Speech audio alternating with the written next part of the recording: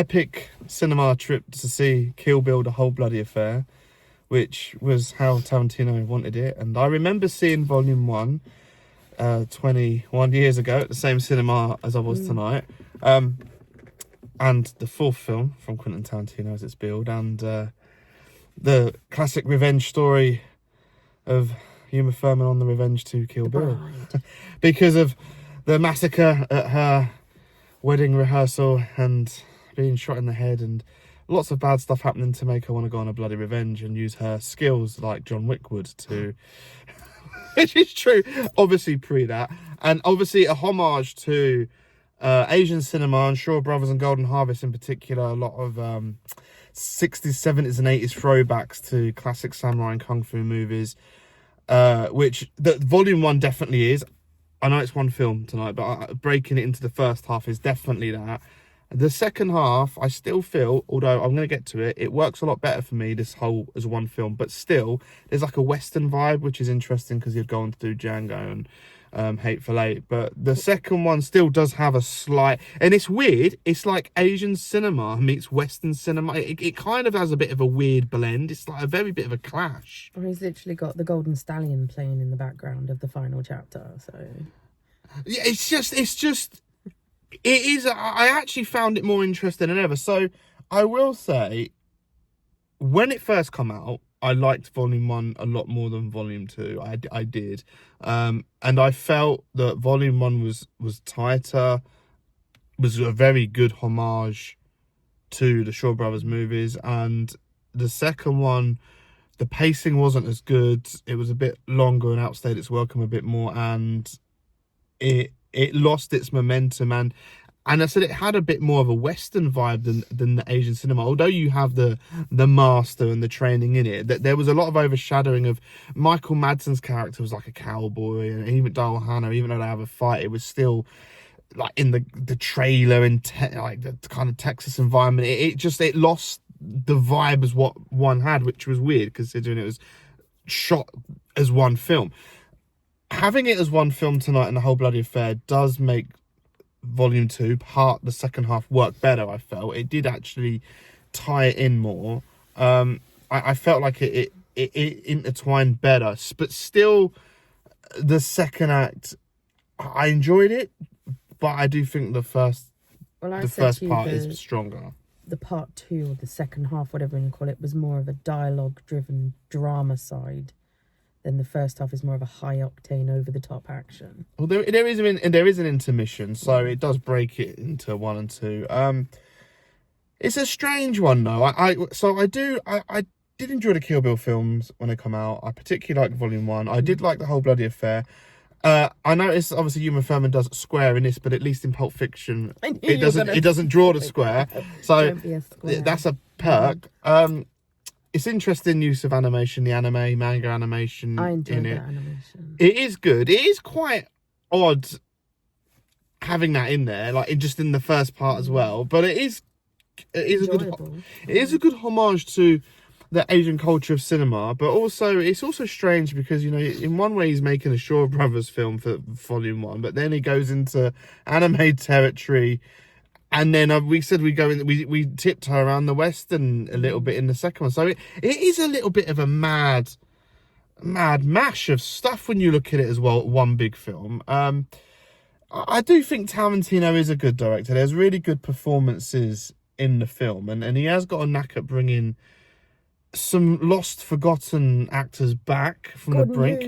He does this a lot. Like, to be fair, when I was growing up and he was whacking films out, Pulp Fiction, he brought in John Travolta. He had brought him back from the brink, and Kill Bill 1 and 2 is the same. Like Daryl Hannah and David Carradine coming back, which is a homage to Kung Fu, the series, obviously, which is controversial because obviously Bruce Lee was supposed to do that and was racially shone. So it's a double-edged sword.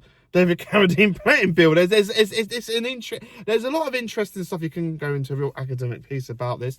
I will say it was very funny hearing the bedtime movie be Shogun Assassin, and they're watching Shogun Assassin. And I will tell you a quick story where Michael Lee, who ran Vipco, who distributed Shogun Assassin back in the day, loved that, and he capitalized on it, and they did a deal with HMV, and they released a new case saying the Sleepy Time movie from Kill Bill, and they charged $2.99 for any purchase at the counter. He sold bucket loads, and it made him a fortune. Kill Bill revived that. That's a true story from the days of Vipco. I know this from Michael Lee himself, from doing the Vipco documentary. And also Shogun Assassin, going off piece, was the first video where it was a whitewash video. He sold it cheap, and if you didn't like it, you could just record over it. It was a marketing campaign. So Shogun Assassin being a hybrid film from the Lone Wolf and Cub series of 6 movies anyway, so that's a mishmash film in itself, so it's interesting, and that's homage to Kill Bill. That's for a whole other video. Which I find a mishmash film itself. Obviously you got some crazy homages like Uma Thurman wearing the outfit like which is representing Bruce Lee from Game of Death and stuff like that. That's the most obvious in the Kill Bill films. I do like that in the whole bloody affair, it's so-called uncut and it's colour, not black and white. Oh, the colour was so much better. She's fighting the crazy 88s. Now, I had seen that in colour anyway because when it come out on DVD, I got the import Japanese version because of it being in colour and the whole to-do that the Western world got the black and white version and Asia got the colour. So, but to see that in the cinema, because I'd not seen the colour version in the cinema before. It's way more impactful in colour. So yeah, it just emphasised tonight how much more I love the colour version of that sequence. Meant to be. Yeah. Well, Tarantino made it black and white for the Western. I thought that was to like tame it down a little bit. It was, but it was his choice. He did that, so I'm not sure. Colour, definitely 100%. You know, sometimes he has some questionable decisions like that. Like that, because there is some. I do just want to make a quick note as well. Like, there's the lost chapter at the end of this event. I was gonna mention that, the Fortnite made a short. I am not a film. fan of Fortnite. It's a bit mad. It's a bit like, what's going on here? The kids play Fortnite. I absolutely can't stand it. I was surprised to see Tarantino delve into that world, actually, and that to be tacked on the end of this. I don't think that don't serve any purpose or is any good to me. Unnecessary, not needed. That is unnecessary. Definitely a cash grab. I didn't think that worked one bit. So that was so if you stay past the end credits to watch that, you know, it's give or take that. Yeah, have fun with that. It's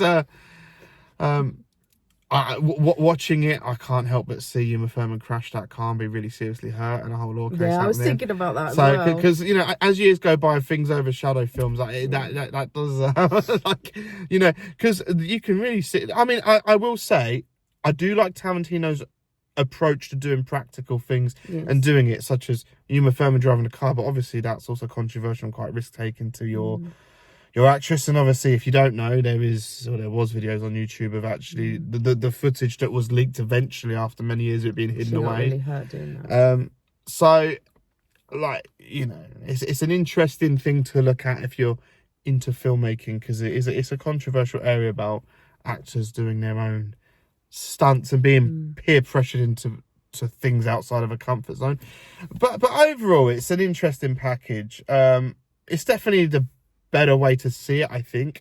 I will say, when I was having this conversation, it is long. Like, you're looking at like 4.5 hours. 40 minutes, yeah. Over 4.5 hours. When you say that, that's insane. So, interestingly, I like long, big films. I'm a cinephile and a film lover and maker and live and breathe film. So, it's not such a big deal to me. However, and I will say it did go quick. It didn't feel like I was sat there for over 4.5 hours. It did actually fly by, and that's including the whole film and volume 2. Or like it did just go, and it was interesting because I actually was watching it volume 2. I will get back to that long, but I was watching volume 2. I was like, there's not so much to this. It's actually quite mad that it was its own film, because actually didn't feel like the way it is actually presented. It just does work as one. But the 4.5, the run time, the elephant in the room with the run time, business wise, as film distributors and a business, yes, I can see that's insane, because obviously you can't get many screenings in. I also understand, looking at the market, that it's a big ask for an audience to find the time for that. With the world we live in now, which is worse than ever, of jobs and trying to sleep and rushing around and lots going on, it's a to find that length of time to watch a film at home, let alone go to the cinema, is a big ask. So I can see that being problematic. So I do understand the pressure that Tarantino was to cut that into two, because to put that But as these days, one. people can't not look at their phone every 10 minutes whilst they're watching a film. So I do think it is worth it as one, but yes, it's a long slog. I still don't think it's Tarantino's best. I think Reservoir Dogs and Pulp Fiction still are better than Kill Bill, but I really do like Kill Bill and what it was doing homage in cinema. And I know Tarantino can get some hate these days, and I know there's some controversy. Kill Bill is unique. Well, no, I think it's a love letter to cinema.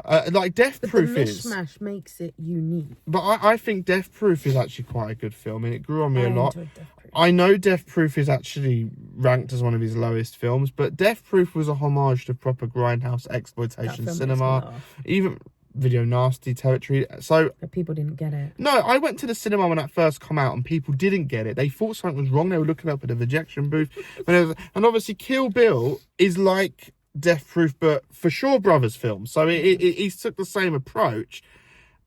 And I do remember when I first saw it, it was a very, very busy audience, actually. This was the days when cinemas used to get really packed out. And there was a guy just laughing to his girl, going, "Oh, he's just taking the mick. It's a send up, it's a wind up." I don't think people fully did get and appreciate it. And I know obviously film lovers will, and people that are into it, but I think a lot of audiences, some stuff does definitely go over their head. But it's great to see Kill Bill on the big screen if you haven't, because obviously these films are getting old now.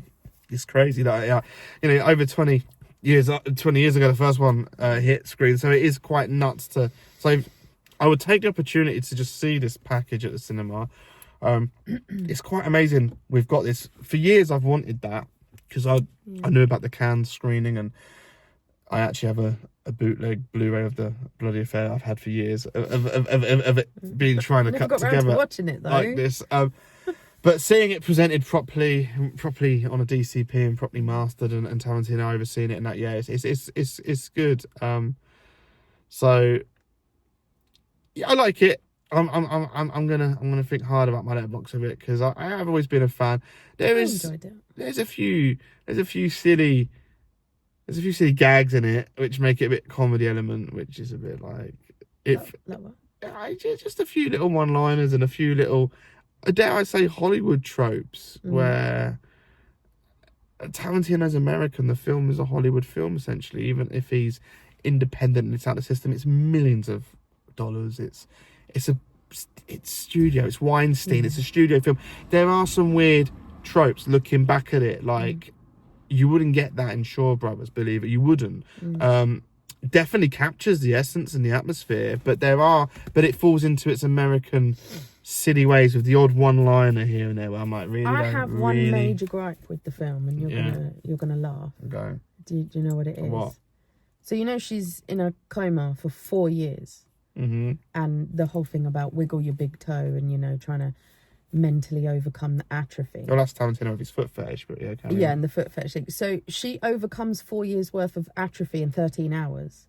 Normally takes people years to build their muscles back up, and she does it in 13 hours purely with the abilities of her mind. She used the superpower of Tarantino's foot fetish for that. Yeah. The other thing is, she gets injured a lot, like she gets the buckshot in the chest, the salt rocks and everything. When you watch back certain bits, her wounds have magically disappeared. Yeah, and you want to go... She's never wounded when she goes to the next chapter. You want to go to picking things apart. Michael Madsen as Bud sitting there, he could have just shot her. Like you don't need to put salt rock. You could have just blown her away and she'd be dead and that'd be the end of it. Well, I did find it... It's unnecessary, really, to leave her. These are assassins. Oh, but it's a classic villain thing, isn't it? They get the protagonist and they have the perfect opportunity to end them, but because they're dramatic antagonists, they have to do something really, really dramatic, like drug them and bury them alive, so there's a 0.1% chance they can escape, which obviously the protagonist does. And it's just like, you could have just ended this here and now. For a deadly assassin squad, they're not very good. They could have killed her in a coma. No, that's You Well, know, she was the number one, wasn't she? no, but it's She's like the Black Mamba. She's the Walking Dead. she deserves better than that. But you just busted into her wedding rehearsal and shot them up and shot her in the head.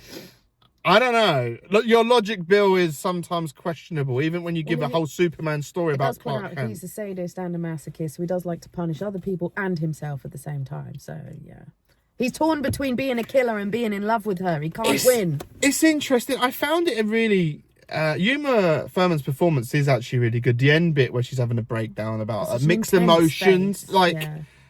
there are some real high positives to this film. Don't get me wrong. I do think it's very well crafted. It's got some great editing. Sally, his regular editor, unfortunately, who did pass away, was a very good editor. I think she worked very well with Tarantino too. You know, the editing on all of his films captures the essence of what he's doing. The cinematography really does homage very well. The classic, as I call it, the Jess Franco classic crash zoom, which sums up that era of cinema so well. So cinematography does work for what it's doing. So does the editing, and I love those overhead shots and the long shots. yeah, there's some really good sound design in it as well. editing, But yes, there's yeah. an amazing shot in it, which is very practical, and I do like the raw approach. To be honest, Christopher Nolan echoes a new Tarantino in that they use practical. They don't rely on all this CGI crap for camera movements, where you put a Fast and Furious film on and they'll CGI the camera going all around the cars. Whereas there is a shot in Kill Bill, where she's walking through and the camera's moving, but it is a set and the camera is moving, and that's craftsmanship and that's filmmaking. So for that, there is some. I mean, I could talk about this film for a long time because there's a lot to say, especially it being a big film, and you can go quite academic about it, but it is a well-made film. It is well, there's little niggles like every film, but as well. but yeah, and even though it is really long and over 4.5 hours long, it isn't badly paced. And it has the Tarantino trope where you said, he likes his dialogue scenes, he likes people to talk. But I will say, as dialogue goes, and I still stand by, Tarantino is pretty good at writing dialogue. It does bring the characters to life. Endless conversations, Rather than them being such throwaway characters, they are interesting, they are fun. Pulp Fiction's a highlight to me for that dialogue-driven stuff. But obviously, Tarantino having his style, when you're watching a Tarantino film, the Pulp Fiction-ness does cross over into Kill Bill anyway. To be fair, Kill Bill's a massive jump from Jackie Brown, which was the previous film before Kill Bill. So not a fan of that one. I don't mind it, but this was a big leap. So Kill Bill, the whole bloody affair. I do recommend it. Let us know what you think, and hopefully you catch it at the cinema. It was quite quiet, as considering people have wanted this film for a long time in this presented there was more way. people than I thought there was going to be. So yeah, it was Maybe the run full. time is putting people off, but there is an intermission, and if you can find the time, although releasing it in December at Christmas time is probably not the greatest thing either to do, but because people who are quite busy on the holiday season, but still, Kill Bill, the whole bloody affair.